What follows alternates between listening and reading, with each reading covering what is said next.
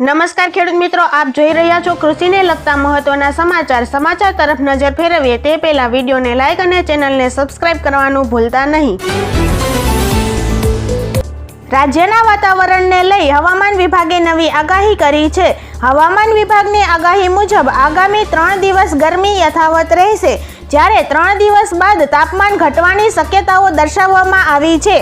તેમજ રાજ્યના મુખ્ય શહેર અમદાવાદમાં ગરમીનો પારો 40 ડિગ્રીની આસપાસ રહેશે, જ્યારે રાજ્યની રાજધાની ગાંધીનગરમાં 38 ડિગ્રી તાપમાન રહેશે, જ્યારે દરિયાઈ વિસ્તારમાં 2 થી 3 ડિગ્રી જેટલું તાપમાન વધવાની શક્યતાઓ છે। ઘઉંના ભાવમાં વેચવાલી ઘટવાને કારણે 15 થી 20 રૂપિયાનો સુધારો જોવા મળ્યો છે। મે મહિનાના અંતમાં જે ઘઉંની આવકો થતી હોય છે તે આવકો હાલમાં માર્કેટયાર્ડમાં આવવા લાગી છે। એવરેજ ભાવ 550 રૂપિયા સુધીના બોલાયા હતા।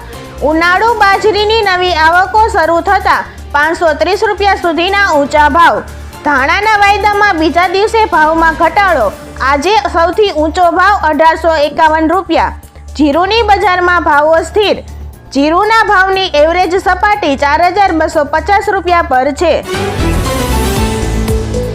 રાજકોટ માર્કેટયાર્ડમાં આજે સૌથી વધારે ધાણા, જીરું અને ડુંગળીની સૌથી વધુ આવક થઈ હતી।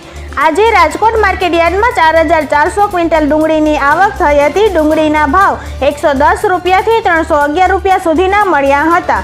રાજકોટ યાર્ડમાં ધાણાની 4400 ક્વિન્ટલની આવક સામે ભાવ પ્રતિમણના 1350 રૂપિયાથી 1910 રૂપિયા સુધીના મળ્યા હતા। યાર્ડમાં મગફળીની 3500 ક્વિન્ટલથી વધુ આવક થઈ હતી, જેમાં જાડી મગફળીની 2800 ક્વિન્ટલની આવક સામે ભાવ 1060 રૂપિયાથી 1334 રૂપિયા સુધી મળ્યો હતો, જ્યારે ઝીણી મગફળીની 1300 ક્વિન્ટલની આવક સામે ભાવ પ્રતિમણના 1055 રૂપિયાથી 1232 રૂપિયા સુધીના મળ્યા હતા।